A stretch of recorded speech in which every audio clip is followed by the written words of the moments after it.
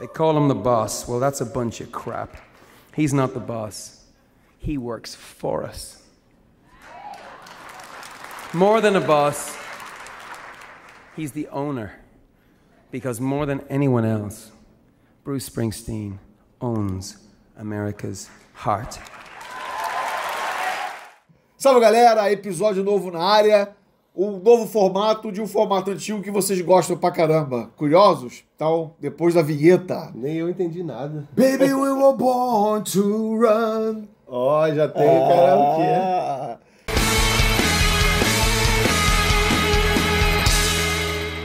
Mas antes do novo formato do episódio antigo, do formato antigo, temos os nossos autorreclames. E não adianta reclamar, não.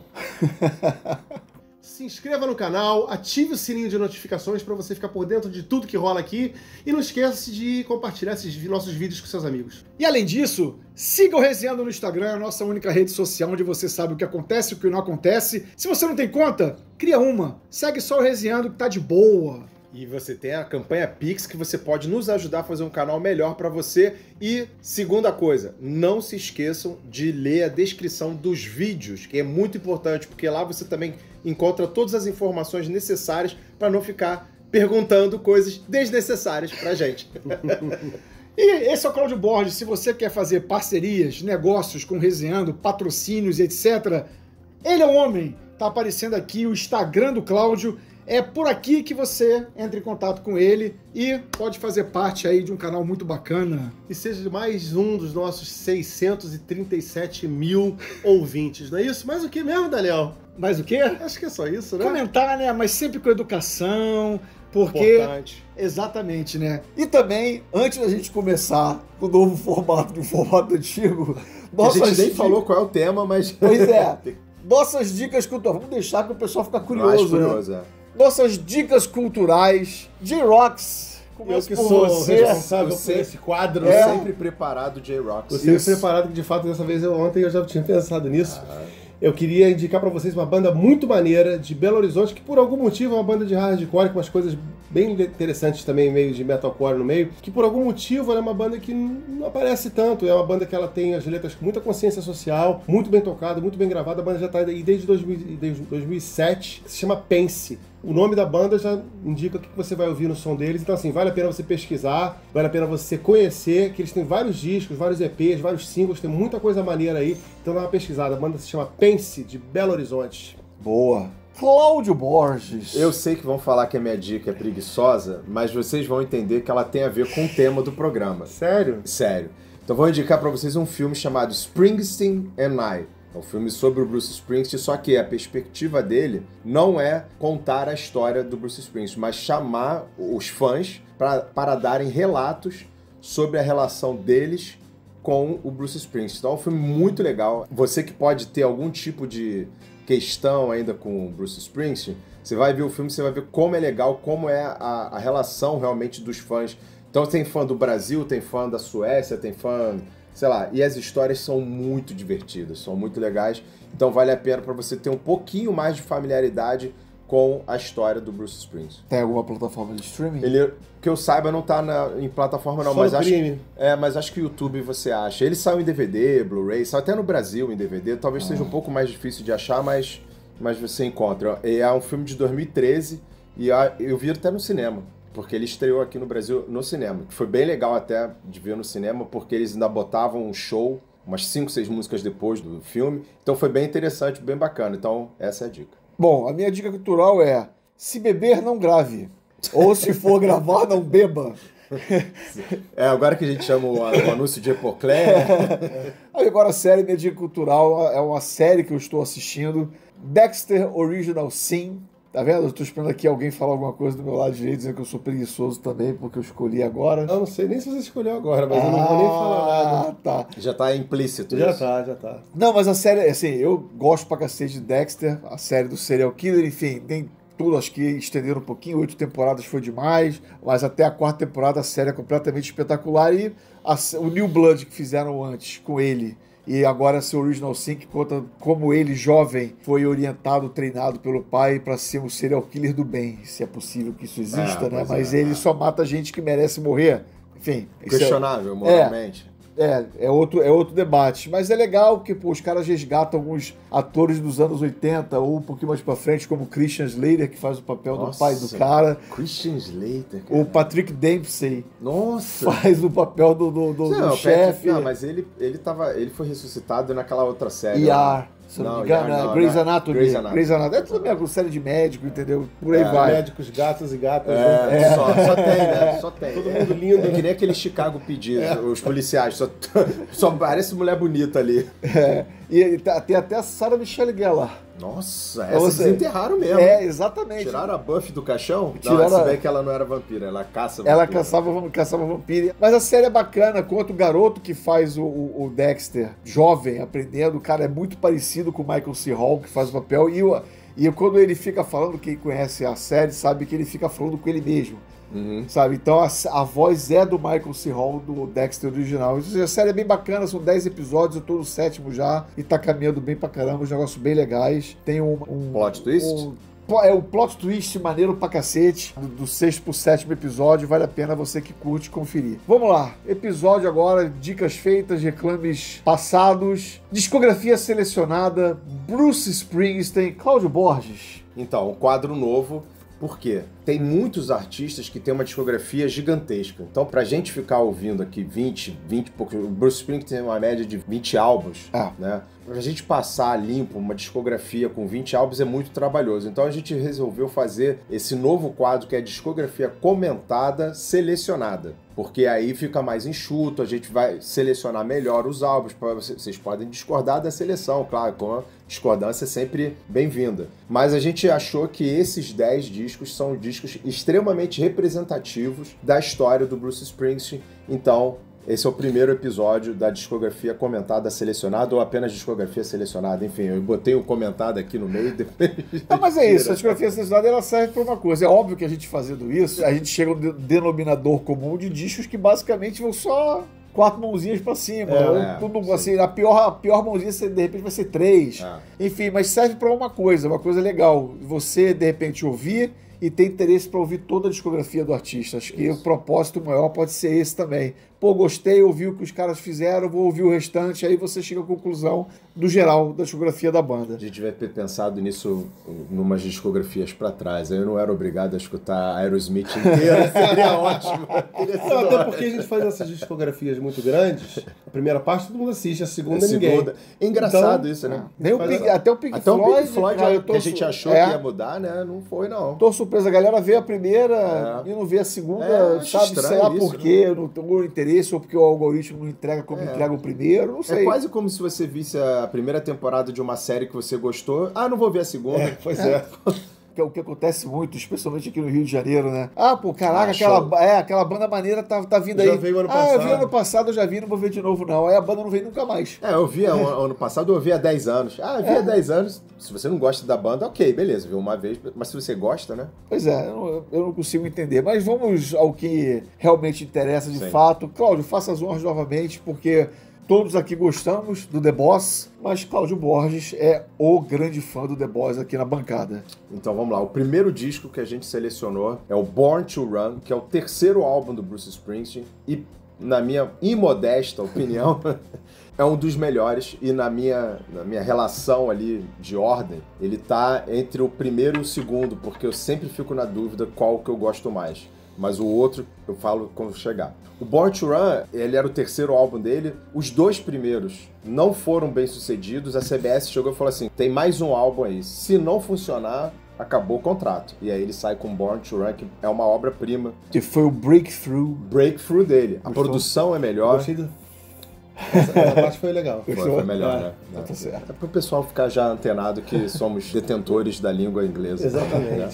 Um álbum super bem produzido, super bem escrito, e ele estava realmente querendo atingir um público, uma audiência maior, e conseguiu, porque foi realmente o primeiro grande sucesso dele. E é um disco aí que tem músicas que ele toca até hoje. Pelo menos 3 músicas desse disco são clássicos absolutos na história do Bruce Springsteen. Uma delas é a faixa título, a outra, que ele sempre toca também, 10th Avenue Freeze Out, e uma das minhas músicas favoritas de todos os tempos. Thunder Road é uma música que eu acho belíssima. E no show, você fica extremamente emocionado quando ele toca essa música. Essa música é foda, todo mundo canta. Essas 3 músicas, pra mim, são as 3 principais do álbum que ele sempre toca até hoje, mais de 40 anos depois, ele ainda tá tocando essa música e vai tocar enquanto ele estiver no palco. Olha que curioso, eu quase gabaritei.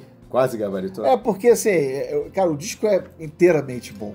Inteiramente bom. Mas eu virei assim, cara, o que eu vou fazer pra poder dar algum destaque? Obviamente eu vou ouvir e vou falar assim, cara, eu vou realmente as músicas que me chamaram mais atenção. Enfim, é difícil falar de um disco que é realmente, cara, altíssimo nível do início ao fim. Mas eu botei 10th Avenue Freezes Out, Backstreets, Eu vou incluir Backstreets Backstreets é ótimo. Born to Run e Million Across the River. Isso. E ninguém botou Jungle Land, que é maravilhosa. Pois esse é o detalhe, assim, é a música do cacete, mas eu falei, cara, eu vou escolher 4. Eu escolhi essa aqui, arriscaria dizer que Million Across the River talvez seja a minha favorita do álbum. Talvez, porque eu posso ouvir depois, porra, Born to Run é maravilhosa. Born to Run. Então, assim, é difícil falar, foi o que a gente estava comentando no início. É um disco tão bom, mas tão bom, que ainda causa isso. Coisas, assim, músicas diferentes na lista de cada um aqui das favoritas. Não, J-Rock, se você... assim, uma coisa assim curiosa, que eu sempre tracei um paralelo, acho que nunca falei isso pra vocês, mas eu sempre tracei um paralelo pra mim, que o Bruce Springsteen, se ele fosse um escritor, ele seria o Stephen King. Porque ele é um cara que ele sempre questão traz... do terror, né? Sem questão do terror. É porque o Stephen King, pra mim, ele é um cara, assim, é um escritor de terror que eu curto, mas assim, o que eu sempre achei mais legal nele é que ele pegava retratos da sociedade americana, sem só pela saco, sem só panfletário nem nada, e você se sentia parte daquilo, sabe? Você se sentia dentro das histórias. E as coisas do Bruce Springsteen, especialmente nesse disco aqui pra frente, você percebe muito isso. Esse disco, poxa, não é um disco conceitual, mas é um disco que ele gira em torno da juventude, da esperança americana no sonho americano. Porque ele também ainda era jovem, então ele estava inserido nisso.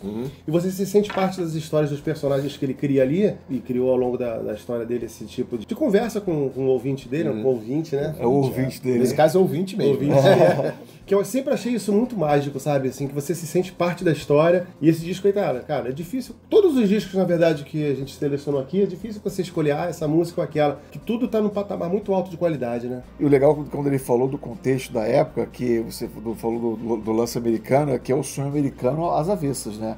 É a falta, pelo contexto da época do disco, é a falta de esperança. Exatamente. Né? O disco é de 1975. Guerra do Vietnã, enfim. Nesse disco tem uma mudança.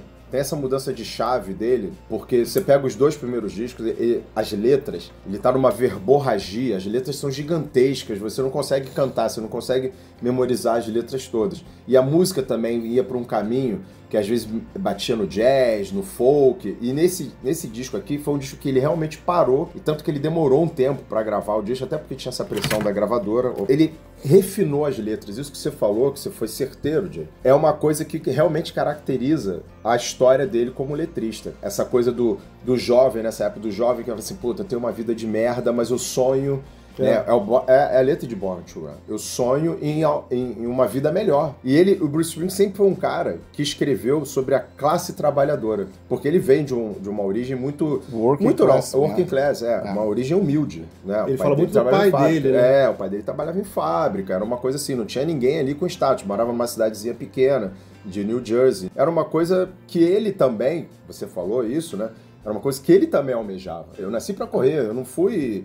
pra ficar estático aqui, parado, pensando... Não corre. Eu vou correr atrás dos meus sonhos. Nascido pro corre. E é isso, cara. Ou seja, ele refinou bem aqui. O que o Bruce Springsteen alcançou realmente foi meritocracia.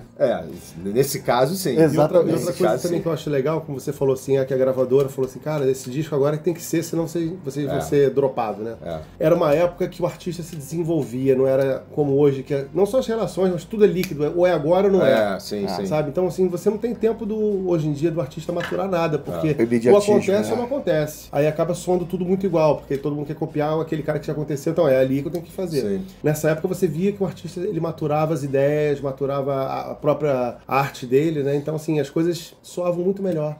E você sentia esse processo, sabe? Você fazia parte. Sim, era mais orgânico.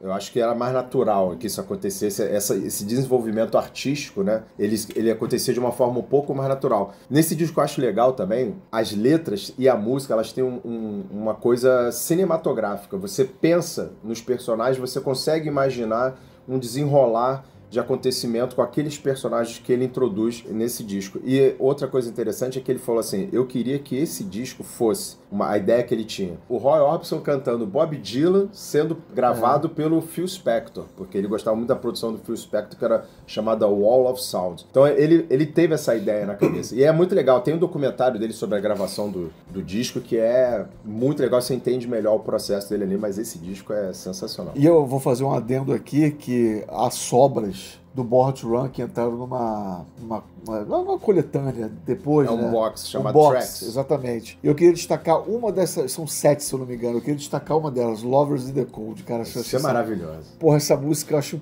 puta que pariu, essa música é sensacional.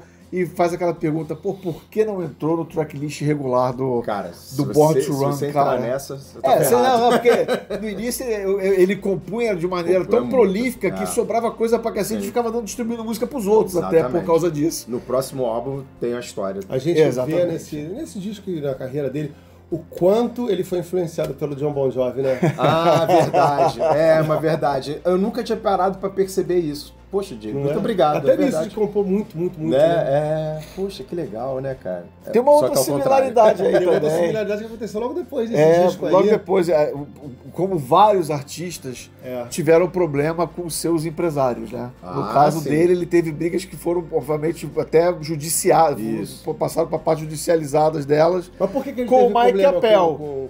Pois é, J-Rocks, dele? eu vou deixar até, por gentileza, você falar por que o Bruce Springsteen rompeu e teve problema com o Mike Appel, que era o empresário dele. Porque o empresário, que era um cara muito antenado no que acontecia no seu entorno de 1975, ele falou assim, caraca, a gente lançou um grande disco de puta sucesso, vamos lançar um disco ao vivo, um disco a live? Aí o Bruce Springsteen, não vamos não, aí teve essa briga. Mas o Kiss já tava influenciando apenas merda do Bruce Springsteen, cara. Tava vendo aonde isso ia parar. Eu falei, aonde que ele vai meter o Kiss aí?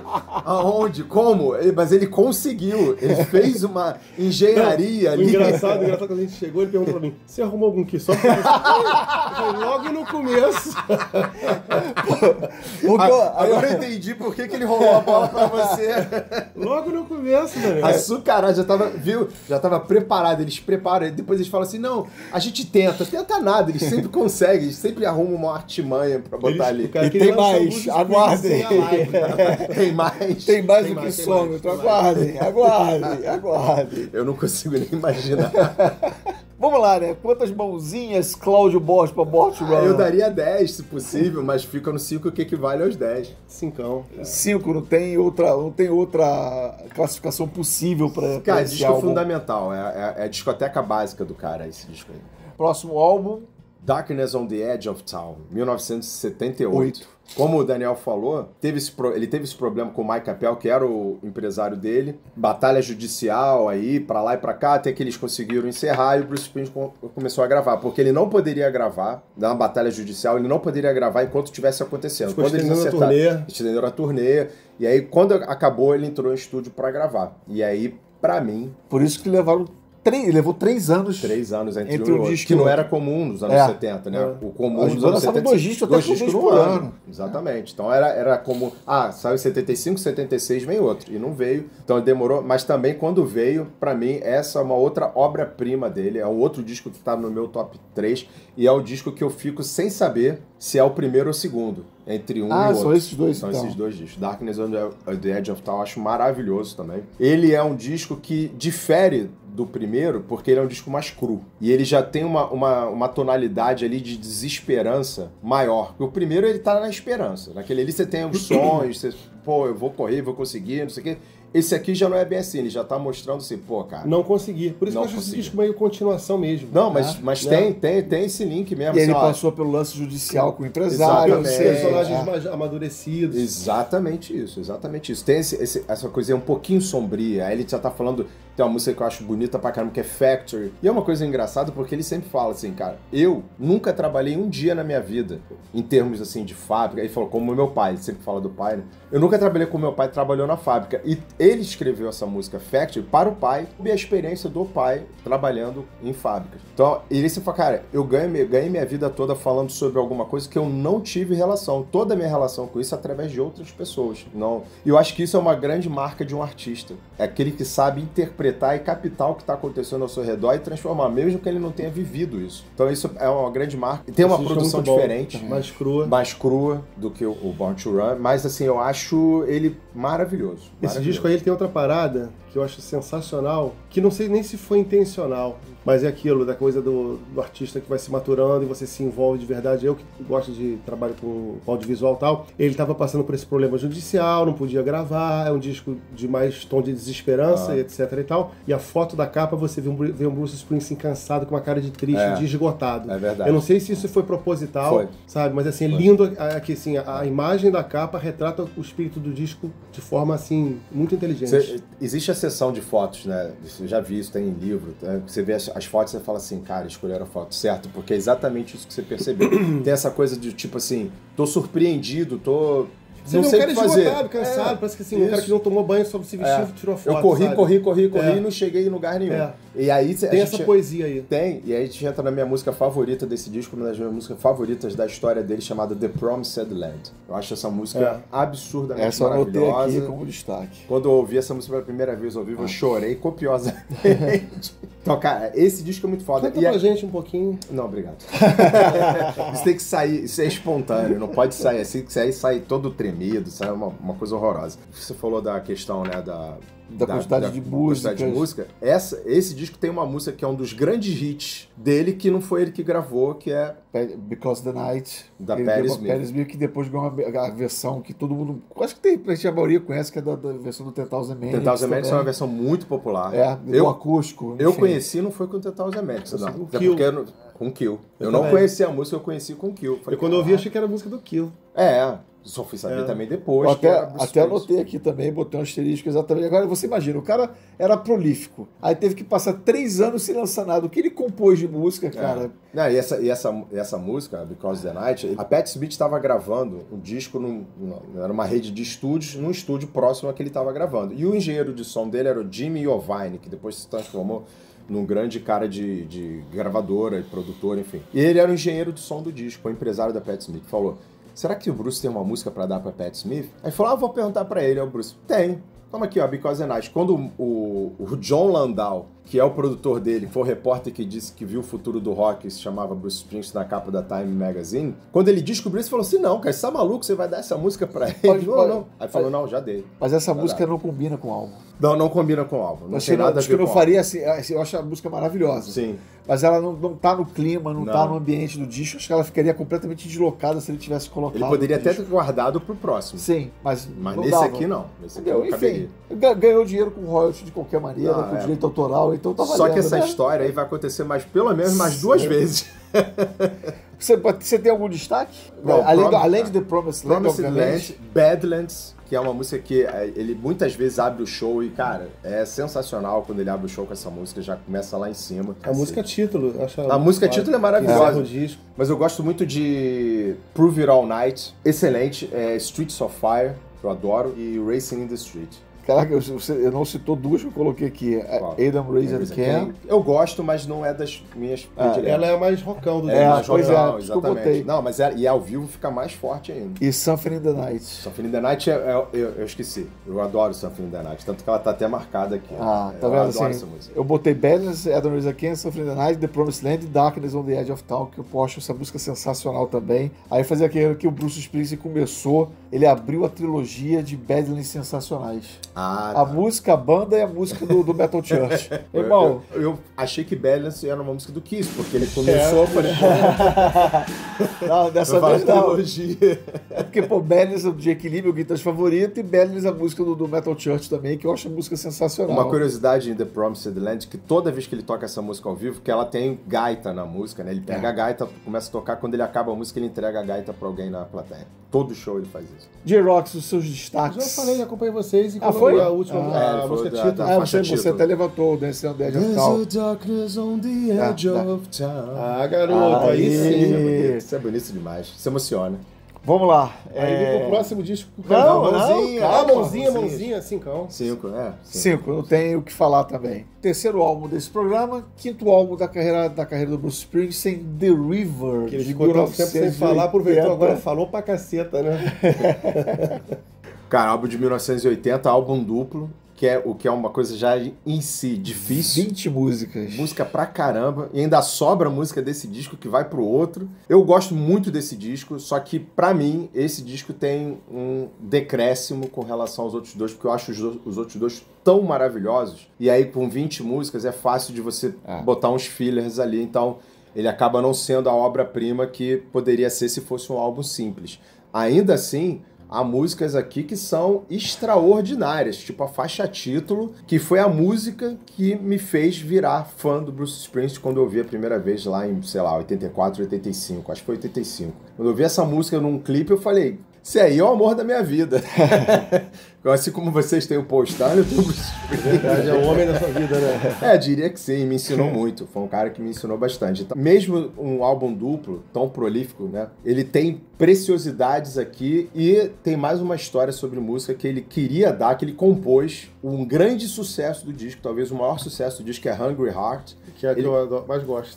Que ele compôs por Ramones. E aí o Landau falou assim, cara, dessa vez você não vai entregar essa música não. Essa música fica no álbum porque isso vai ser teu hit. E foi o grande hit do álbum. É quando o produtor realmente faz o trabalho né? dele. Quando ele sabe que o artista tá se propondo ali. Cara, mas é exatamente por ser um disco duplo, eu concordo contigo que se fosse enxuto, ele até poderia ficar no mesmo nível dos anteriores. Exato. Mas é até por causa disso que eu anotei muito mais destaques, porque eu também acho esse disco bom pra cacete, cara. Ele é mais rock and roll, né? Exatamente. O grande destaque desse disco, Daniel, é o seguinte, a música You Can Look, But You Better Not Touch, que depois foi aperfeiçoada e virou You Can Look, But You Can't Touch, do Poison. Aham, claro que foi. Pô, eu tava esperando alguma coisa do Kiss, não veio, né? Não, mas quando ele falou, eu botei aqui, You Can Look, But You Better Not Touch é um dos meus destaques. Então. Mas quando ele virou e falou, eu falei, ele vai vir com o Poison. Vai vir com... Você lembrou, né? Com o Kiss. Eu senti assim, veio azia, queimação aqui já, assim, pô, tava bem, vou ter que mastigar, chupar outra pastilha. Outra magnésia aí. Porque não dá não, cara. Bom lá, vamos ver se bate alguma coisa então, aqui, pô. Os meus grandes destaques desse disco são as baladas. Meu livro é uma grande balada. Rapaz, é isso aí. Drive All Night é simplesmente linda. fantástico. Eu botei aqui, ó, fantástico. Melancólica, linda, o sax dela, putz. Que é uma coisa que precisa ser dita, que é o Clarence Clemons, que era um cara genial. E muitas vezes os solos dele nas músicas eram compostos pelo Bruce Springsteen. O solo dele mais famoso é de Jungle Land, do Born to Run. Foi composto pelo Bruce Springsteen. Ele, nota por nota, eles foram fazendo a construção melódica que o Bruce Springsteen queria. Mas Cita o Clarence era o cara. Tá. Cita outra. Point Blank, também acho sensacional. Também tá Independence Day, também adoro. Essas são as baladas. Independence Day, que é sobre ele e o pai dele. Isso, exatamente. Eu botei Fade Away. Também é excelente. Não é um dos meus destaques, mas é excelente. Eu botei aqui que eu achei ela bonita, essa música também. Enfim, ao mesmo tempo, tipo, um disco mais rock, mas tem esse lado mais... Pois é, mais. Eu não vou dizer sentimental, vou dizer até mais melancólico, mas melancólico no sentido de ser realmente bonito. Sim, sim. Agora, pô, eu botei também The Ties That Bind, Two Hearts. Two Hearts é foda. Cadillac Ranch, que ela tem um lance meio country, que eu acho que, pô, ele consegue trabalhar o country, os elementos country na música dele de uma maneira bem dosada, sem exagerar. Sim. E I'm a Rocker, por razões óbvias. E The Price You Pay, que eu também acho, porra, essa música do cacete, cara. Agora, a minha favorita realmente do álbum inteiro é Drive All Night. Drive All Night é maravilhosa. Tem uma versão de Drive All Night com um cantor irlandês chamado Glenn Hansard. Cara, que é absurda essa versão. Absurda. Acho que foi gravado em 2013, ou alguma coisa assim. Cara, é absurdo. J-Rocks. É isso mesmo. É isso mesmo também? Já foi junto com a gente? Foi. E esse disco traz... Fade Away eu botei também. Botou também? Botei. Tem sobras do Darkness nesse disco, né? Acho esse disco bem legal, apesar de ser... Mais uma vez, a gente virou e falou, se ele fosse mais enxuto, ele poderia estar no nível anterior, mas é um disco com 20 músicas que você consegue que facilmente ouvir ele inteiro sem pular absolutamente nada. Sim, sim.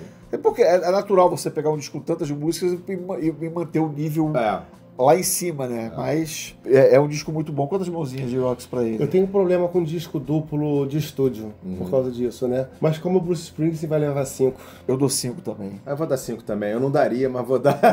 Eu ia dar 4,5. O disco pra mim é 4,5, então, mas vai pro 5. Foram embora, porque é o The Boss. The Boys, exatamente. The Boys. 4º álbum dessa brincadeira aqui, 6º álbum da discografia. Você vê que a gente começou no 3º e tá seguindo a escadinha, né? Nebraska, 1982. J-Rocks, a gente estava J-Rocks. conversando sobre o J-Rocks, Nebraska isso, antes e J-Rocks, você falou... J-Rocks. O J-Rocks, ele é um cara maneiro.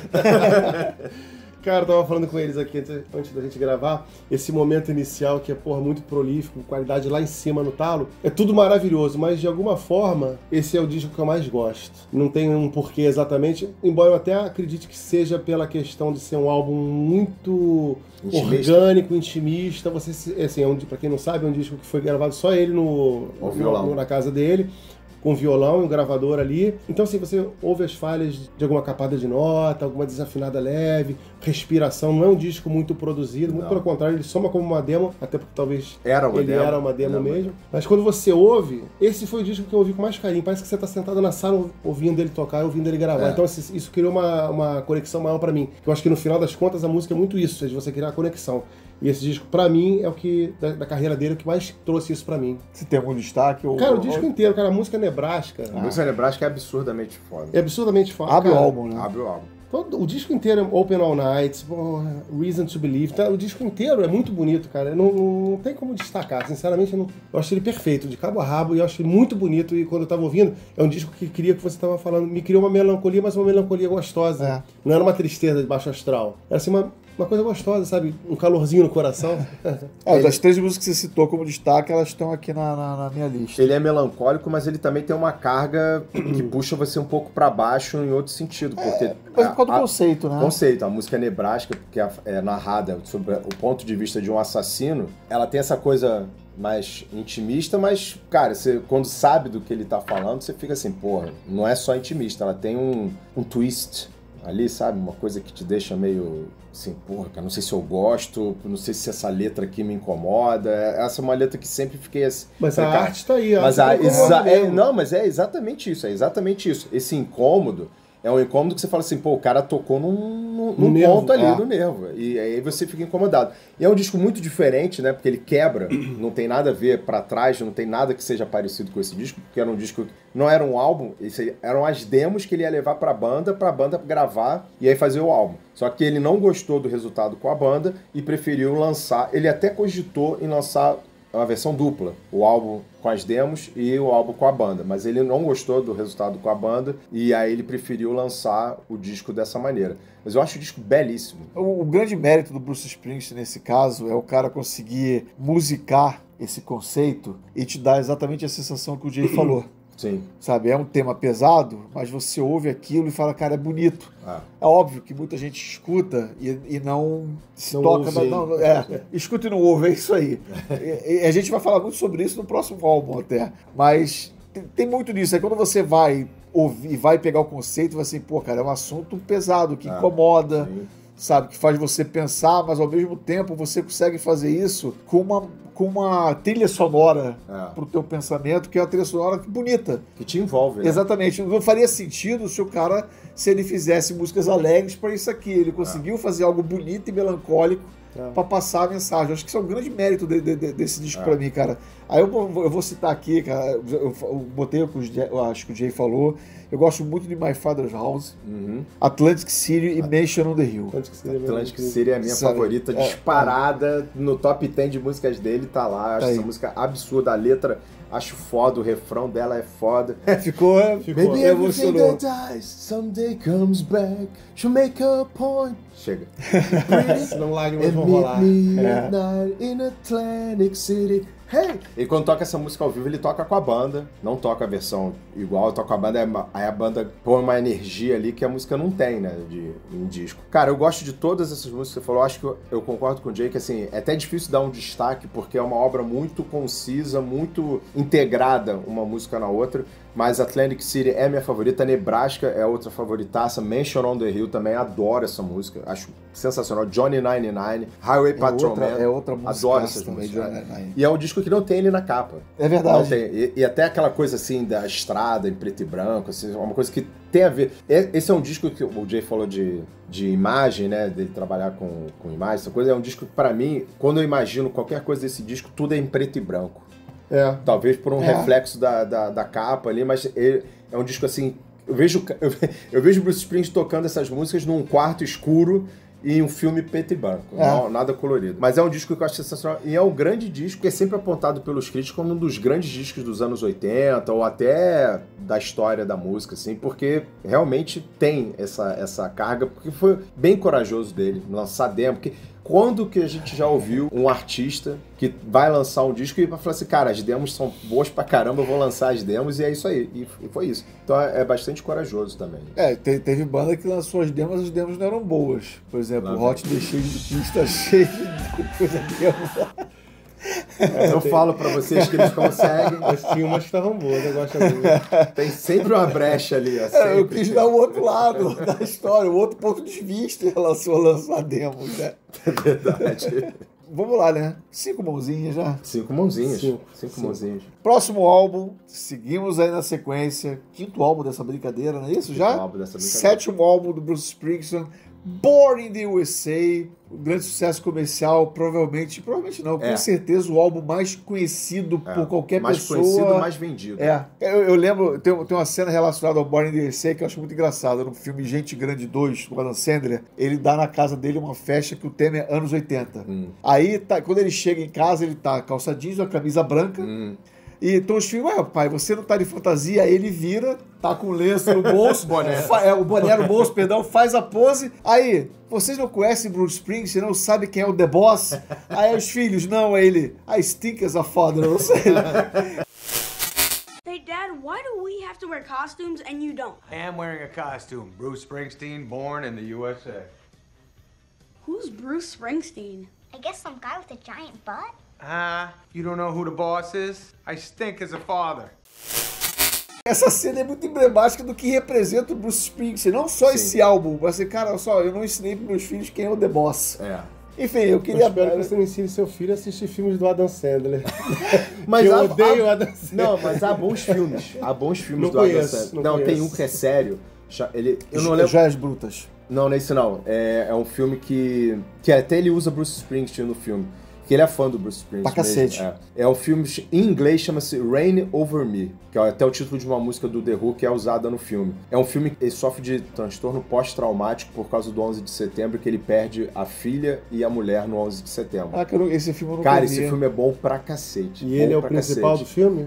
Ele é o principal. Ele que faz o papel da de repente acerta, que eu acho ele muito sem graça. Cara, mas esse filme é bem legal. E ele ouve quase sem parar, porque ele fica o tempo inteiro de fone, ele ouve sem parar The River. Esse filme é muito bom. Cara, eu gosto muito dos filmes do Adam Sandler, mesmo os pastelões. Agora, eu vou te falar, quando eu falei do Joias Brutas, que tá na Netflix, que aliás é uma produção da Netflix, ele assinou contrato, teve crítico que sempre detonou o cara falando que foi uma justiça ele não ter sido indicado ao Oscar de melhor ator. Eu já vi isso também. E esse filme Joias Brutas é... De repente ele fazendo filmes mais sérios pode ser sensacional. Legal, cara, comédia eu não consigo. Guardado as devidas proporções, é a mesma coisa que o cara vai querer julgar o Jim Carrey por Ace Ventura, esse tipo de coisa. O Máscara, e você, cara, não vê o... é maravilhoso. Olha só, né? Pois é. Olha a contradição, né, cara? Não faz sentido o mas negócio aí o cara desse. não cita Brilho Eterno de uma Mente sem Cinemagem chique, o mundo de Andy, Show de Truman. O mundo de Andy eu acho sensacional. Eu não cara. gosto desse mundo de Andy porque eu não gosto muito daquele indicar. O filme me irrita a existência. Não, beleza, ok. Mas ele é muito bom. Mas ele interpretando, ele se transformou no Andy Kaufman. Dali pra frente ele se transformou pra sempre. Pra sempre. Tem até um documentário que fala sobre isso, que é interessante. É um processo que vários atores fazem, que é durante toda a filmagem só agir, falar, se comportar como o personagem dele do filme. O Jim Carrey fez isso com o Andy Kaufman. Ele faz isso e é odiado pela equipe. Né? Mas voltando à música... Pois é. Música, mas, porra, resenha da cultura, né? Então é isso. Então vamos lá. Born in the USA. Mais uma vez, eu vou puxar pro Cláudio, que a gente estava conversando aqui um pouquinho antes do disco, aí você tem algumas particularidades em relação ao Born in the USA. Que esse disco ele tá longe de ser, por exemplo, o meu top 5. Eu acho que ele tem músicas muito boas, mas eu não gosto da produção e alguns arranjos, muito uso de sintetizador ali, que não tinha nada a ver. Era a época, o disco de 84, de época, produção totalmente de época. Ela é muito marcada por isso, mas é o disco que conseguiu fazê-lo um astro internacional, porque antes ele era um astro dentro dos Estados Unidos, ele até ia para a Europa com seu relativo sucesso, mas era um cara que tocava em teatros, não tocava em estádio, Daí pra frente ele arenas. foi pra estádio Daí arena, né? é estádio arena. Aqui foi realmente... Aí tem o USA for Africa, que ele ganhou grande destaque ali na música, né? Eu até, inclusive, conheci o Bruce Springsteen por conta dessa Todo mundo música, aqui no Brasil, acho que né? foi. Da nossa geração, né? Que viu aquela voz diferente, rouca, aquela coisa, pô, caraca, E pra quem viu o documentário sobre, legal esse ele foi documentário. gravado detonado, que ele tinha acabado da turnê, sei lá, um dia ou dois Isso antes. aí, isso aí. Tipo assim, fez 200 shows e foi lá gravar. Acho que foi um dia antes. Eu sentia como se tivesse vidro na garganta. Não tava sem bem voz legal nenhuma, isso. e mesmo assim, o cara assim, sem voz nenhuma é melhor do que qualquer um. Esse documentário é muito bom. É muito bom. Serve de dica cultural. Netflix é muito legal. A Noite que Mudou a Música, se eu não estou enganado. É muito legal, muito interessante, Muito porque bom. ali era astro. Acho que ele tem no Paramount também, eu não tô lembrado agora. Eu sei que tem na Netflix. Ali é eu- um negócio de magia da música, esse episódio aí. É muito legal mesmo. E, então, assim, é um disco que ele traz várias músicas das sessões do Nebraska, músicas que ele achou que ficaram boas com a banda, e ele aproveitou depois de N takes que ele fez com algumas músicas, por exemplo, músicas que ficaram do Nebraska pra cá, que de cabeça eu não vou lembrar, vou ter que ler mesmo porque não dá. Born in the USA, ela era uma música, tanto que em vários shows ele já tocou Born in the USA, que aliás é uma música que ele não costuma tocar, mas ele fazia, a música é só voz, violão e gaita. Então, em alguns shows, ele até toca dessa forma. Born in the USA, Downbound Train, Working on a Highway, Pink Cadillac eram as músicas que saíram das sessões do Nebraska. Você vê que, né, o cara tava fazendo aquilo lá, viu que não dava pra botar naquele jeito, vou deixar pra fazer com a banda, fez com a banda e botou. E aqui tem várias músicas que sobraram, que só foram entrar em coletâneas ou na Tracks, que são absurdamente maravilhosas.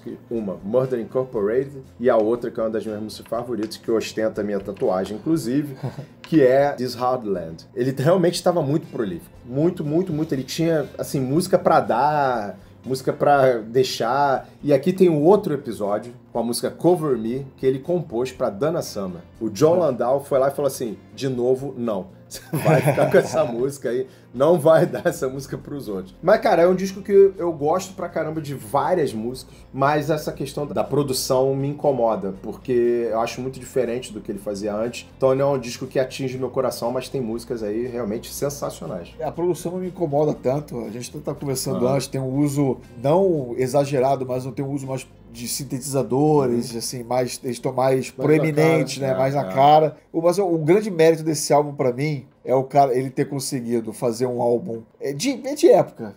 É um disco mais pop em relação ao que ele vinha fazendo antes, e ele ter conseguido fazer músicas como Glory Days e Born in the USA e fazer as pessoas ouvirem e até dançarem essas músicas, por exemplo, sem ter noção do que ele estava falando. A Mônica aí tá querendo dançar. A dança do Dancing in the Dark. Eu acho que isso pertence a você, que você é mais fã de Bruce Springsteen do que a gente. Mas eu não sei a gente dançar. pode te imortalizar nesse momento. Eu não sei como dançar como a Mônica. Porque aí, pô, vale Aliás, a tem uma história, desculpa, fala aí. tem uma história sobre o Dancing in the Dark que era o seguinte, ele não tinha composto a música pro álbum. O Landau falou assim, cara, você tá precisando de um single, você não tem single nesse disco. Aí fez na hora. Aí ele ficou puto primeiro, e aí passou a noite, no dia seguinte ele levou Dancing in the Dark pra gravar, e o cara falou, Eu só acho estranho o cara falar que não tinha single presente com Glory Days. Mas é que ele achava que Glory Days não era a música. Ah, tá. Ele queria um single que fosse assim, que fosse levar o Bruce Springsteen pra uma audiência ainda maior. E aí ele faz Dancing in the Dark, que é uma letra, inclusive. Então, a música é dançante, aquela coisa, o clipe dançante, mas a letra, bicho. E um detalhe também, que muita gente, de repente, e é natural, quem nunca mergulhou, nunca prestou atenção e só ouviu, achar que Born in the USA, especialmente a música, é algo ufanista do estadunidense, Líbero, né? Exatamente. Aquele esquema de, pô, sabe, nós nos filmes de Hollywood nós sempre salvamos o mundo, sabe? No peito, né? O cara que não consegue enxergar além do próprio umbigo, absolutamente o contrário. É totalmente o contrário. Então, fica a dica de você pegar a letra de Born in the USA e ver exatamente que o Bruce Springsteen está fazendo uma crítica. É uma crítica.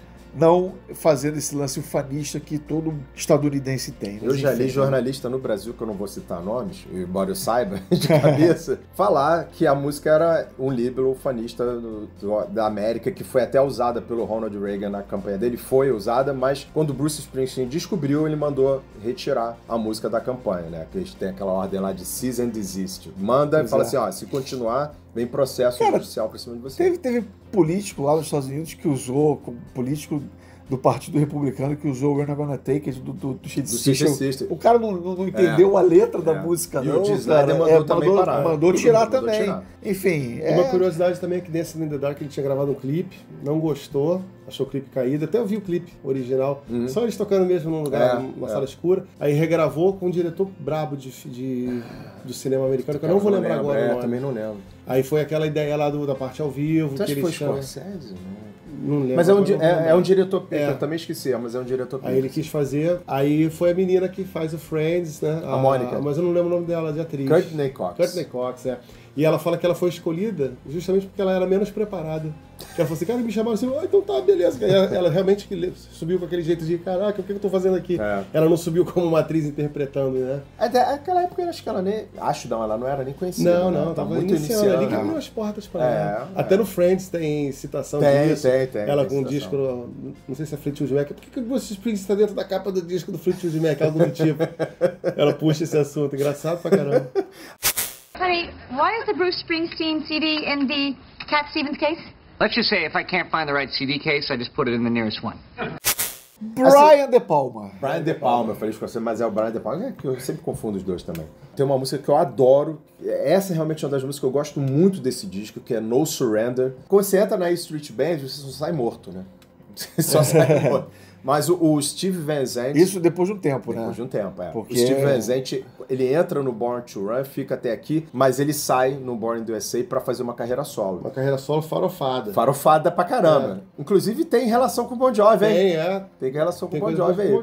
E aí... Quando ele viu o tracklist final, No Surrender não tava no disco. Ele falou, amigo, você tem que botar essa música é sensacional. E aí ele vai e põe a música também. E é uma música genial. E tem uma outra música, Bob Jean, que é outro destaque meu, que todo mundo fala que ele fez a letra, que o Bruce Springsteen fez a letra para o Steve Van Zandt, que estava saindo da banda, falando da amizade. O Bruce Springsteen não fala que é verdade e também não desmente. Ele fala assim, não, deixa pra interpretação de cada um aí. Cada um sabe o que vai pensar.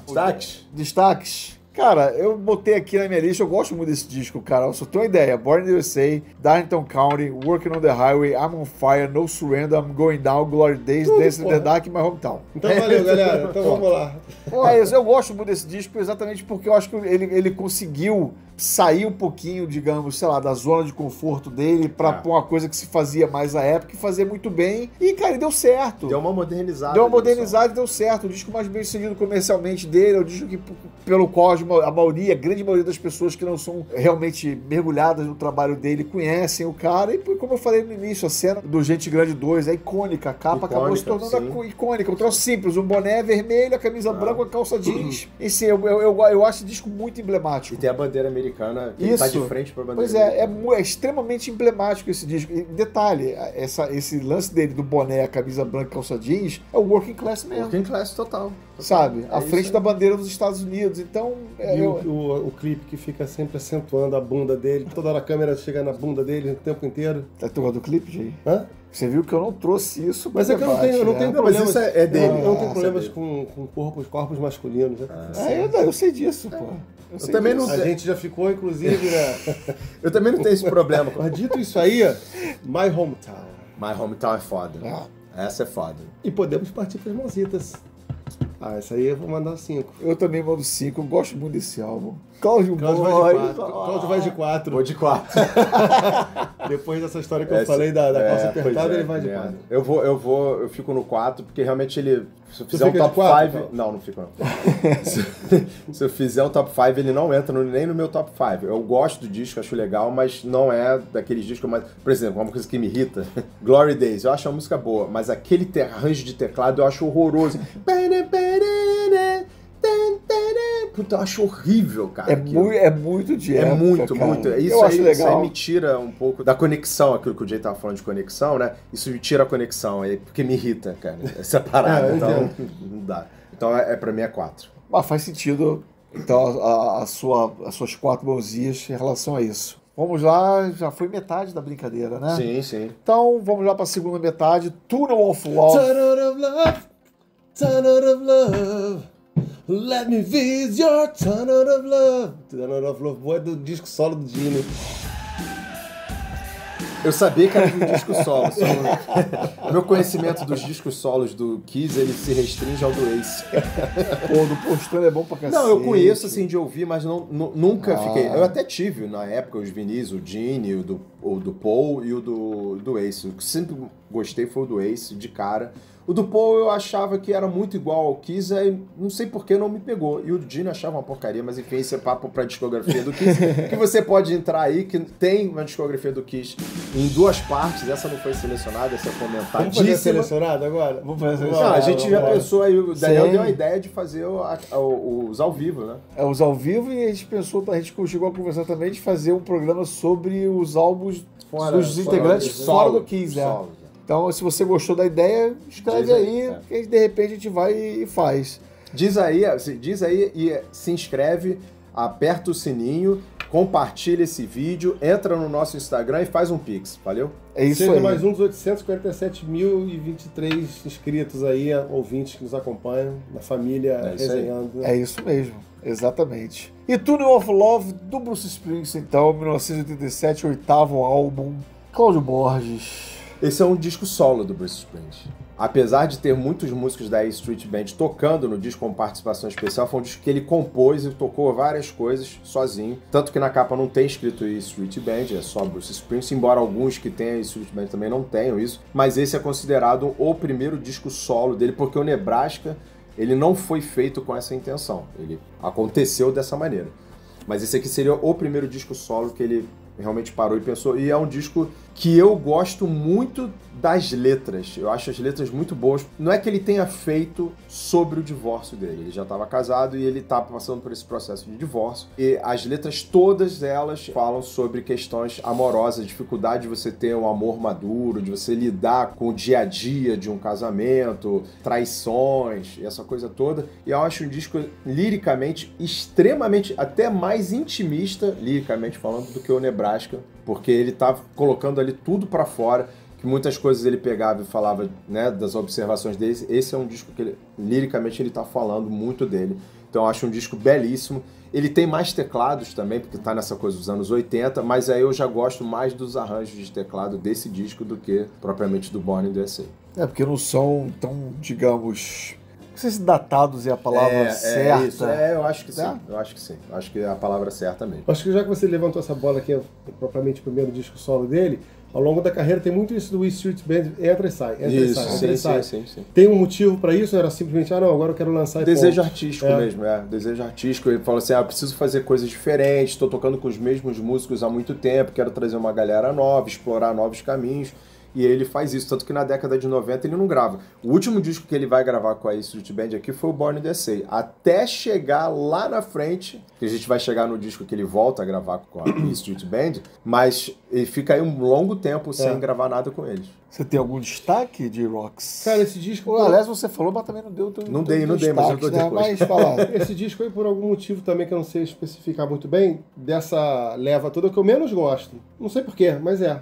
Mas, assim, eu gosto muito da música da própria Tunnel of Love, eu acho legal. E eu acho que ele sempre abre o disco muito bem. As músicas de abertura dele são muito legais. É muito boa. Então eu vou colocar a Engage, o Tunnel of Love e a Tougher Than The Rest, eu acho legal. Tougher Than The Rest é foda. Eu acompanho o Jay. De todos os álbuns, assim, ele, pra mim, depois do Born in the USA, ele dá uma quedinha. Uma quedinha, mas ainda acho assim que é qualquer disco... álbum, desculpa, eu acho que qualquer álbum que viesse depois do Born in the USA, pelo sucesso que fez, ele ia ter uma sensação de queda. Eu acho até que por isso ele teve estratégia de agora vou fazer um disco solo, pra não Sim. se obrigar a mesma banda a ter que repetir o mesmo sucesso. Então ele, tipo, é outra coisa agora, é outra proposta. E tem essa questão da vida uma- dele, né? Que ele tava mais introspectivo por causa do... E ele conheceu o grande amor dele na turnê do Born in the USA, né? Que tá casado com ele até a Annika Petske Alpha, que ela entrou pra banda pra cantar backing vocal, né? E aí ele, já se separando da mulher, ele vai e começa a ter um relacionamento com ela. Eles estão casados até hoje, mãe dos filhos dele e tudo. Cara, eu cito algumas coisas que eu botei aqui, mas é Engate e o Valentine's Day, eu acho. Porra, Valentine's Day termina o disco de É, forma... exatamente. Assim, ó, você falou da abertura, ele sempre Engate... termina também, vem muito Engate bem. abre bem e Valentine's Day fecha muito bem também.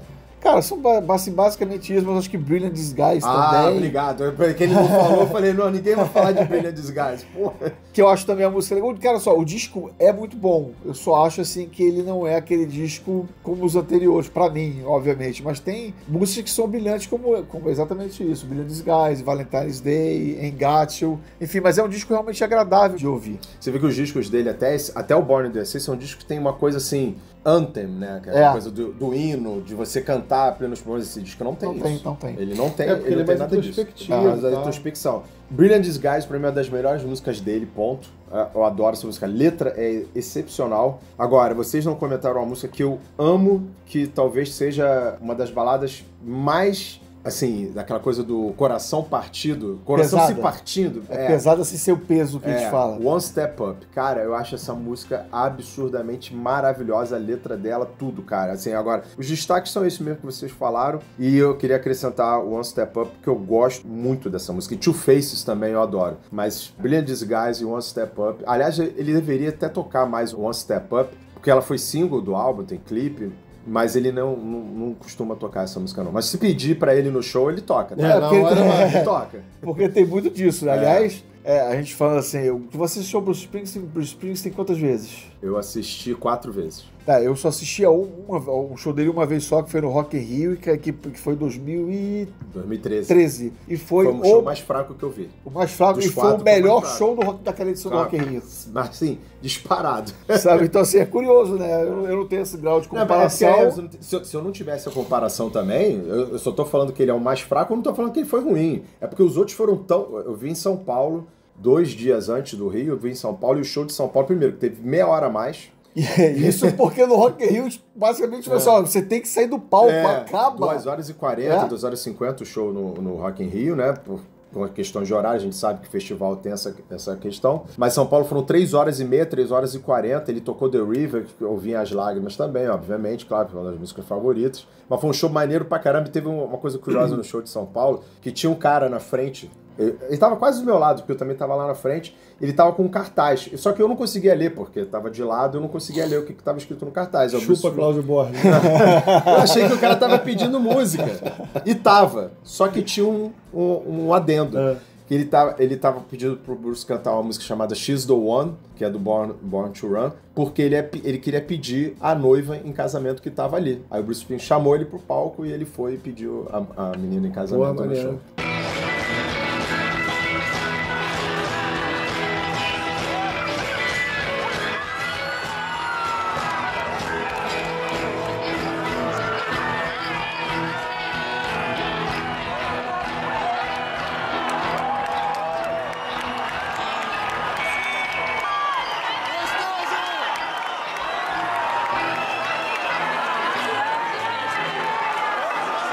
David, you're the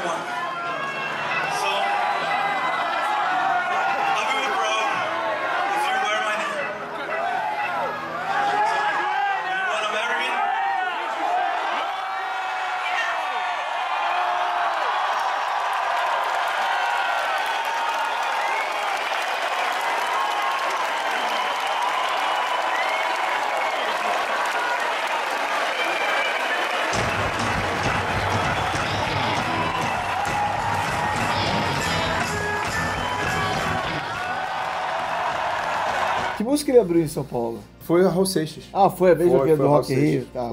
Pá, Era uma sociedade alternativa. Exatamente. Viva a Sociedade Alternativa, enfim. É uma curiosidade dessa tour, a gente também estava conversando antes de começar o programa, que ele, cada cidade, ele abria... Eu até perguntei porque você falou, ele abriu com Highway to Hell na Austrália e depois com In Excess.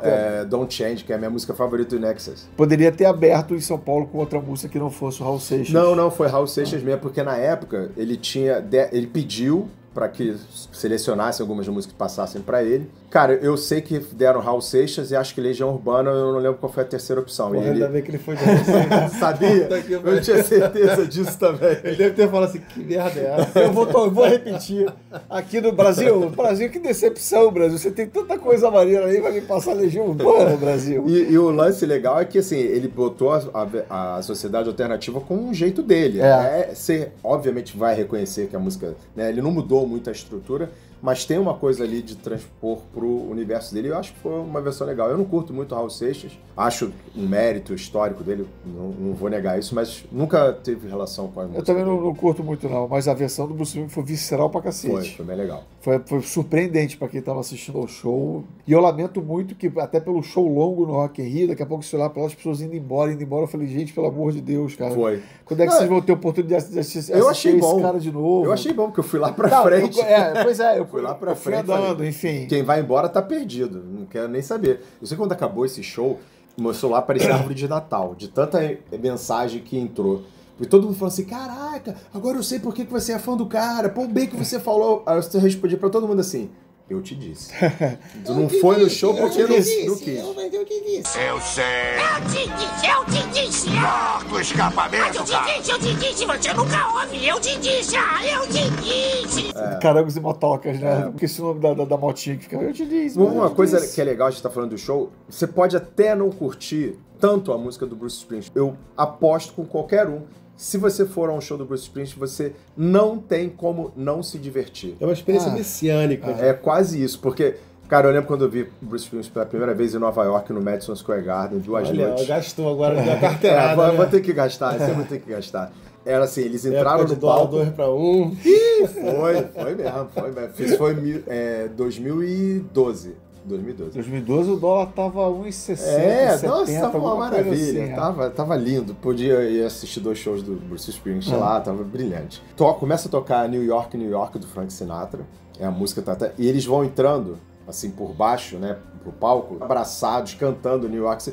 Você já entra, só a entrada dos caras, você já fica emocionado, você fala assim, caralho, que vibração. Aí os caras começam com Badlands, aí você fala, puta que pariu, cara, vou embora. E aí no final a galera saindo pela escada, cantando, todo mundo cantando Badlands. É legal você assistir um show quando você vê no palco e olha pra um cara e vê que ele tá ali curtindo, se divertindo. A banda toda. Pois você é, olha assim, pra banda toda. Isso faz uma diferença e quando você pega um cara, obviamente ele era 10 anos mais novo, mas o Bruce Springsteen tá com 70 e quantos anos 76. Hoje? E ele 76, 77. E assim, e no palco é a mesma coisa, você vê o cara se divertindo ali e tal, isso faz uma diferença que passa essa vibe legal pra quem tá... E não só ele, como eu falei, a banda toda você vê se divertindo, porque os caras estão ali com aquele intuito de levar uma apresentação que seja melhor pra todo mundo. Aí tem show de 4 horas, 4 horas de parada.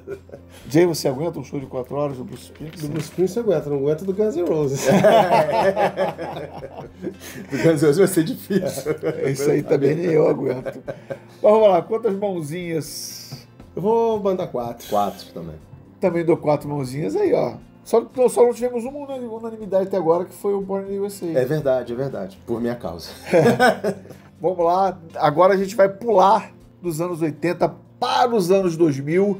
Mas antes, anos 90, por que não, Cláudio Borges? Então, a gente acabou optando por não botar os discos dos anos 90, que não são discos ruins. São 3 só, né? São 3, praticamente 3 discos. Não são discos ruins, muito pelo contrário. Mas, para ser representativo, a gente achou melhor ter esse corte e já começar nos anos 2000, em 2002, que é o disco que vai trazer de volta a Street Band, que só tinha gravado no Born in the USA e agora volta para gravar com ele, porque eles tinham voltado a fazer uma turnê muito bem sucedida, que até saiu um DVD e um CD gravado em Nova York, por acaso. E aí essa turnê foi extremamente bem sucedida, aí ele resolveu fazer o disco com a Street Band de novo, que é o disco The Rise. O The Rise 2002, que é um disco que é a percepção, a visão, as palavras do Bruce Springsteen sobre o 11 de setembro. Mas não inteiro. Não inteiro. Exatamente. Tem música que já estava composta antes, da década de 90, inclusive. Cara, o que eu tenho a falar desse álbum, depois que eu ouvi ele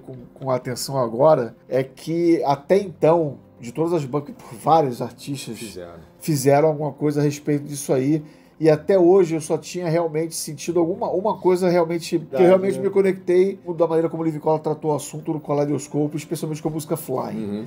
Até esse álbum me mostrar também um cara como ele tá passando aquilo ali com um sentimento que realmente me... Sabe, que... E você sabe de onde veio a inspiração dele pra fazer isso? Aí não, aí você vai falar. Sabe? Um cara na rua, né? Falou pra ele, a gente precisa de você agora. Isso aí. Tava no carro, o cara abriu a janela e aí falou essa frase pra ele. Aí ele se inspirou, por isso que o disco tem músicas que não tem nada a ver, porque já estavam compostas ali. E aí ele se inspirou e fez... Porque são várias músicas, acho que são 5 ou 6, que falam diretamente sobre o 11 de setembro, mas o que eu acho legal pra cacete dessas músicas que falam do 11 de setembro, elas não têm um tom, primeiro, de revanche.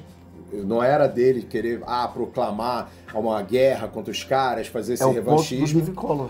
E não era sobre isso, era sobre conexão humana. Era sobre você sentir a falta das pessoas, manter a memória daquelas pessoas ali vivas e nunca pensar em retaliação, pensar em ódio a pessoas vindas do Oriente Médio, essa coisa toda que a gente sabe que aconteceu muito. Rolou uma perseguição muçulmana nos Estados Unidos impressionante. Cara. Então, assim, as músicas que falam sobre isso, elas estão enaltecendo também aqueles participantes da tentativa de resgate que faleceram, né, quando as torres caíram.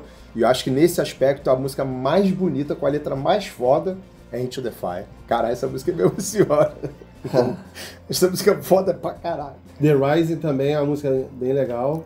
Mas assim, eu caio na armadilha de ser fanzoca da música que não era... Que já tinha sido composta, que ela não tá nessa vibe. Nothing Man?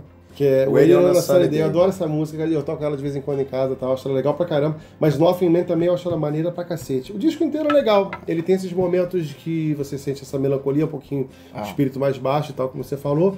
Mas tem essa quebra com as músicas que já eram...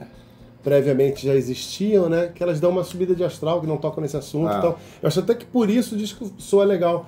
Tem um momento que você tem essa conexão, essa reflexão, você dá uma caidinha de energia, mas daqui a pouco... Galera, tem uma outra música nesse astral também, que é Mary's Place, que também é pra cima, que é uma música que foi influenciada pelo Sam Cooke, que ele gosta muito de soul music dos anos 60, né? Tanto que ele gravou um disco... Quem não gosta tá errado. Isso aí, concordo plenamente. Tanto que ele gravou um disco de covers só de soul music em 2019, não, 21. Que é o disco que você estava mencionando aquela hora para mim. Isso, exatamente. De covers. Eu vou acrescentar ao debate duas coisas. Primeiro, que das músicas que eu acrescento You're Missing. You're Missing é absurdamente maravilhosa. Pois é. Eu acho essa música muito bonita. Muito. E acrescento também em relação ao soul music dos anos 60, enfim, quem não gosta tá errado. É por isso que Postano lançou Postano e Soul Station. Porra, forçou agora, né? Até eu tenho que admitir.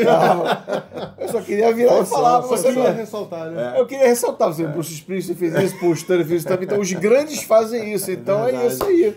Tá vendo? Não foi forçado, é só mais um exemplo pra ver como o soul music dos anos 60 ilustrar melhor, né? É maravilhosa. Uma coisa interessante, por exemplo, a música que fecha o álbum My City of Ruins, que você pega o título e você fala assim, putz, é sobre o 11 de setembro. Não é. É sobre a cidade dele lá, no Westbury Park. Já tava escrita Mas antes. Aí ela pegou outro sentido. Outro sentido. O título da música acaba puxando pra isso. E é uma música belíssima também. É uma música muito... Cara, eu acho esse disco bom pra cacete. Foi uma volta dele com garra, com essa inspiração. Você tem a coisa pra cima, você tem a coisa mais rock, tipo The Rising, que eu acho música pra cima, né? E The Rising, todo mundo fala assim, essa coisa também, teve gente que interpretou a época, essa coisa de pegar e subir em cima dos caras, né? Não era, é de superação. O The Rising é um sentido de você superar aquilo que aconteceu, aquela tragédia, aquela enorme tragédia, e você superar aquele evento. Eu vi uma entrevista dele que ele falando que o Rising em si era uma coisa até espiritual.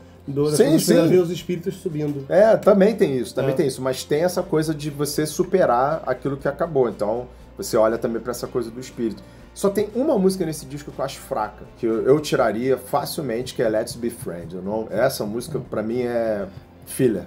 O restante... É por isso que você não daria 5 mãozinhas? Não, eu darei 5 mãozinhas. Apesar dessa música, eu darei 5 mãozinhas. Eu dou 5 mãozinhas também. Eu vou de 5. Bom, vamos lá. Magic, 2007, 15º álbum do Bruce Springsteen. É um disquinho mais pauleira. J-Rocks, é isso aí. Tem uma produção mais ardida, tudo meio distorcida. Até a bateria tem uma distorção naquela bateria lá. Eu acho legal pra cacete esse disco. Você estava falando do seu top 3, eu talvez colocasse esse aí no top 3. Esse disco é muito bom. Porque eu acho que ele meio rasgado, ele é um pouco mais na cara, embora muita não guitarra. perca as características dele, né? Tem muita guitarra. O disco tem guitarra pra cacete, cara. É muito legal. Essa época ele tá com mais 2 guitarristas, quer dizer, ele já tava com 2 guitarristas quando o Steve Van Zandt volta no Rising. Então é o Steve Van Zandt e o Nils Lofgren, que é um guitarrista excelente também, excelente. Tanto que o Bruce Springsteen fala pra ele assim, porra, cara, é o melhor segundo guitarrista da banda, porque o Bruce também sola, né? Mas é isso, é um disco de rock, cara, é um disco pra frente. Tem música que tem influência de Beach Boys. Tem 2 músicas que são muito influenciadas por Beach Boys, mas o disco, no geral, é rockão. Sempre tem uma balada, né? A música que fecha o disco, que ele fez para um amigo dele, que era assistente pessoal dele, que é a Terry Song, que é bonita pra caramba, que encerra o disco muito bem. Então, o Jay falou de abertura, o disco já abre com Radio Nowhere, que é sensacional essa música. Cara, você falou desse lance pra cima e um pouco de Beach Boys, aí tem uma música que pra mim ela é emblemática de exemplificar esse álbum, que é The Girls in the Summer Clothes. Essa é uma delas que tem influência de Beach Boys. Pois é, essa música é do caralho, e a música que realmente você fala assim, cara, dá pra você pegar esse disco, pô, resume esse álbum em uma música, eu resumo nela, porque é exatamente como bota com o álbum, é mais rock, é mais pra cima, enfim, é diferente. A gente falou do encerramento, mas aí eu até coloquei aqui pra gente não esquecer de Terry Song, que é o hidden track também. A Terry Song é que encerra. Não, você coloca ela como o encerramento mesmo? Eu coloco ela como encerramento. Eu pensei que você botava o Devil's Arcade como encerramento, porque ela é hidden track, que foi feita após, sim. em homenagem ao... A Frank Terry McGovern. Exatamente. Era assistente pessoal dele, meu amigo dele de longa data. Que foi feita a música depois, como tava... Sim, já tava fechado. Exatamente, por isso que ela entrou com o hidden track. Por isso que eu imaginei que você não tivesse colocado ela como... Aqui encerra.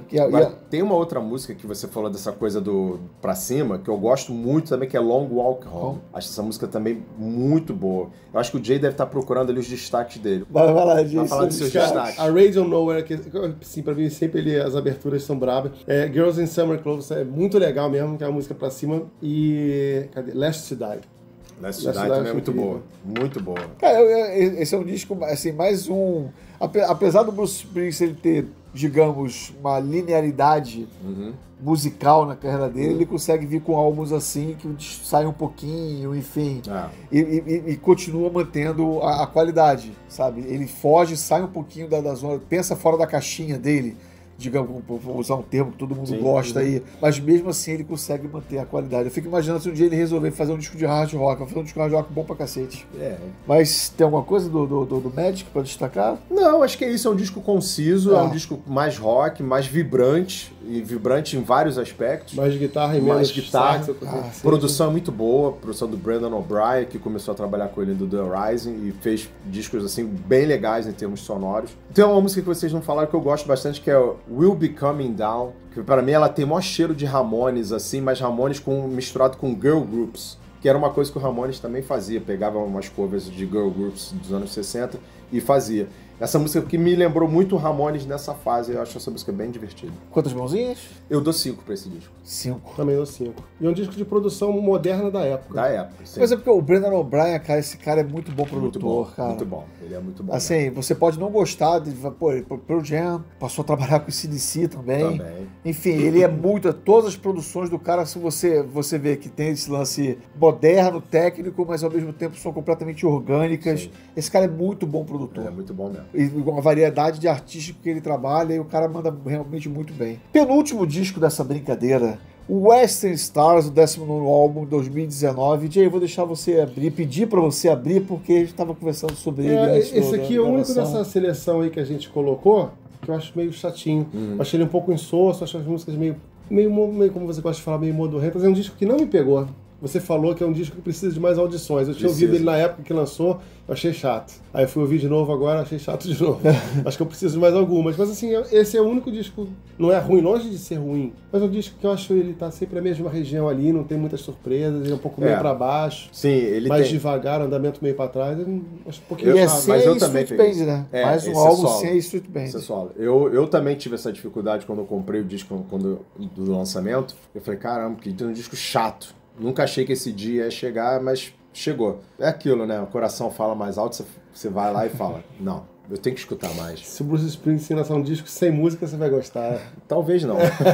Talvez não. Mas eu entendo esse lado do coração, cara. Quanto mais eu ouvi o disco, mais eu fui gostando, Tem umas 2 músicas aí que eu tiraria. Fácil. Às vezes isso não funciona, né? Quanto mais eu escuto o Dedicated to Cage do Queen's Rock, mais eu acho o disco uma merda. O Jay já é o contrário. O Jay já é o contrário. Esse disco é bom. Esse é bom, né? Nossa senhora. Forçando a amizade pra variar.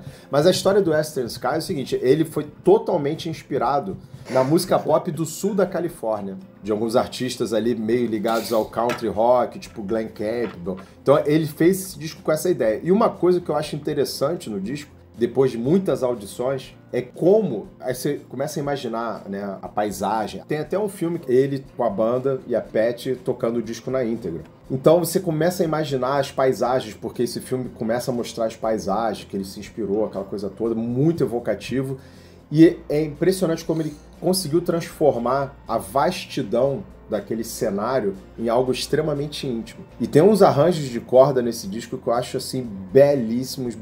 E esse disco tem uma das músicas também que eu mais gosto dele, que chama-se Moonlight Motel. Eu acho a música absurdamente maravilhosa. Mais uma que tem a música que abre, tem a música que fecha. Essa música ele costuma sempre acertar, né? E a música que abre também é muito boa, que é Hitchhiking. Gosto pra caramba. E depois vem The Wayfarer, que eu acho bom. Tucson Train. E tem um cheiro country aí. Né? Somewhere North of Nashville já entrega. Já entrega o coisa. Mas é um disco que você precisa realmente se dedicar a ele. Não é um disco de fácil audição que vai te pegar logo. Você precisa entrar no clima dele. Assistindo ao filme você consegue captar isso aí. Fala isso, J-Rocks. O que foi? Se eu vou fazer isso? Se eu vou fazer isso? Se você vai assistir ao filme e vai tentar entrar no clima do álbum. Nesse momento ainda não, mas. Futuramente. Eu acredito no que o Cláudio está falando. Tem um monte de disco que eu já achei muito ruim, que não é nem o caso desse, que ao longo da vida eu fui passando a gostar pra caramba. E ao contrário também. Vários discos que eu ouvi na época que eu achei maneiro, porque hoje eu não aguento ouvir. Envelheceram mal. Enfim. Não tem mais, é só essa banda não. Eu até falei contigo recentemente de um disco que na época eu achei maravilhoso, espetacular. Eu ouvi no Spotify agora, botaram a versão remixada, não sei mais o que. Eu ouvi e falei, foi o Temple of Shadows do Angra. Você falou, é verdade. Cara, esse disco pra mim não envelheceu mal. Envelheceu mal. Hoje eu não achei a mesma coisa. Eu escuto ele hoje, com a cabeça de hoje, ele não vai. Não desce. É isso. Eu fico no meio termo entre vocês dois, falando do Western Stars, porque eu preciso realmente ouvir mais para de repente chegar a um grau de admiração que eu tenho pelos outros álbuns. Mas eu não achei um disco ruim. Sim. Sabe? Só realmente é um disco que... Sabe quando você tá escutando e se sente distraído em alguns momentos porque o disco não pegou? Ele teve isso comigo. Mas tem coisas realmente legais. E assim, mas exatamente por isso... Por dar esse benefício da dúvida, pelo Bruce Springsteen ser um cara foda, eu dou 4 mãozinhas. Eu também dou 4 pro disco. Eu vou de 3. Então, tu falou igual Rolando Lero. Tá mesmo, hein? Foi, né? Tá enrolando Lero. Agora, vamos lá. Último álbum dessa discografia selecionada, Letter to You. Mais uma vez, a gente conversando antes de começar a gravar. Eu lembro que o Cláudio botou na lista de melhores de 2020 dele. E eu, ouvindo esse álbum pra gravar, eu falei assim, cara, por que eu não fiz o mesmo? Por que eu não dei mais atenção a esse disco quando ele foi lançado? Cara, que disco absurdo de bom. Porra, desculpa meu francês, puta que pariu, esse disco é foda. Pronto. Esse disco é maravilhoso. Esse disco é top 3, top 4, top 5. Ele é foda. Ele realmente foi uma gratíssima surpresa. Foi aquele disco que a gente espera do Bruce Springsteen com a Street Band. Foi um disco gravado ao vivo no estúdio. Teve poucos overdubs, tipo solo de guitarra, algum embelezamento ali pra botar depois, mas o disco foi gravado com a... Palminha. Foi gravado com a banda ao vivo no estúdio.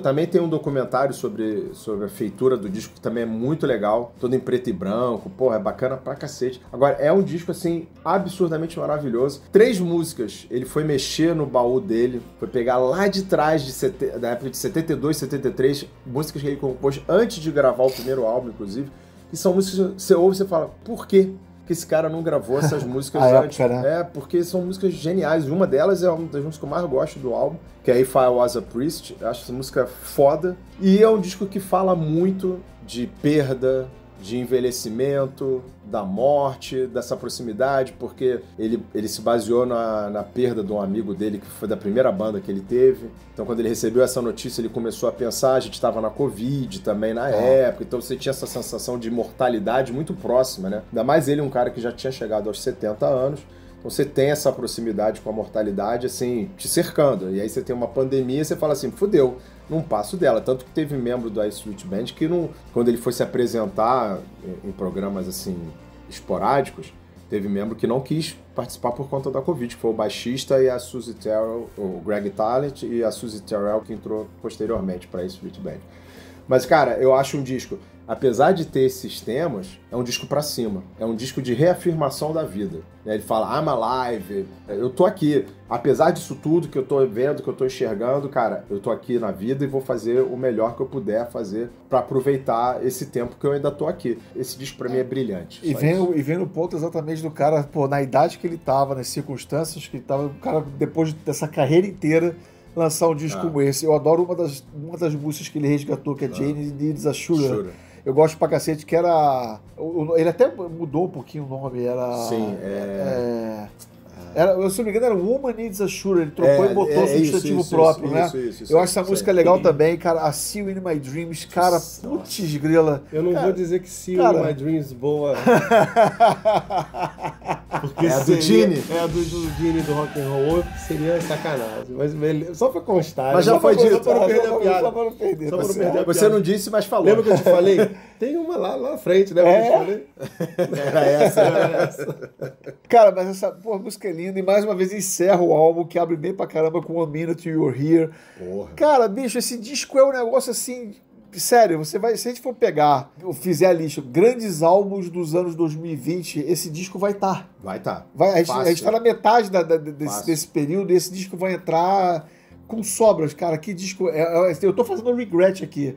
Se eu dou atenção a esse álbum, ele tinha estado na minha lista de melhores do ano 2020. Cara, assim, uma música melhor que a outra. Thousand of a Thousand Guitars, Power of Prayer. É melhor. Pô, Last Man Stand, If I Was the Priest, essa eu gosto pra caralho, ele tá meio Bob Dylan, inclusive, nessa. Ghosts, eu acho do caralho também. Pô, cara, assim, é uma música atrás da outra melhor. Vai lá e escuta o disco inteiro, porque... Cara, brilhante, brilhante, brilhante. E, assim, de aplaudir e tirar o chapéu mesmo, como eu falei, o Bruce Springsteen, a essa época, lançar um disco como esse. Sim.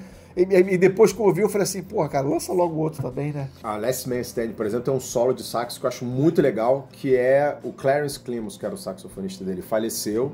E aí o Bruce botou o sobrinho, Jake Clemons. E aí ele tem um solo que evoca o tio, assim, porque é a construção da história dele ali. E o Bruce sempre homenageia nos shows o Clarence Clemons, botando uma imagem dele no telão. Tem uma parte de uma música que tem Avenue Freeze Out, que ele fala When the Big Man Joined the Band. Big Man era o apelido do Clarence Clemons. Então quando ele chega nesse trecho da música, aparece a imagem do Clarence Clemons no telão, e é sempre um momento assim de emoção, né, pra galera. Acho que já tá claro quantas mãozinhas cada um vai dar aqui, então a gente encerra logo isso, pro Jay falar alguma coisa que ele quer falar aqui sobre o álbum. 5 mãozinhas pra cada um, correto? 5. É isso. Agora há pouco o Cláudio tava falando da música, até esqueci qual foi, se emocionou aqui e tal. Into the Fire. Into the Fire. Esse disco aí, essa que é a magia da música, entendeu?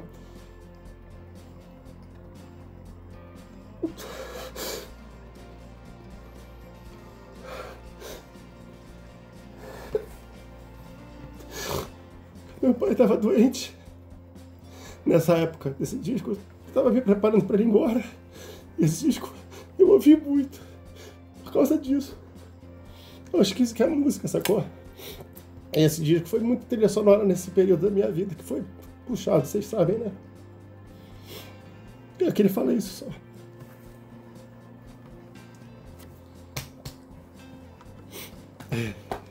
Passou. Bom, escutem Let It You. Acho que agora, mais do que nunca, vocês têm que dar uma conferida. É isso, galera. Até a próxima. Isso é o Resenhando. Bora. Close my eyes and feel so many friends around me. In the early evening light, in the miles we have come, in the battles won and lost, not just so many roads traveled.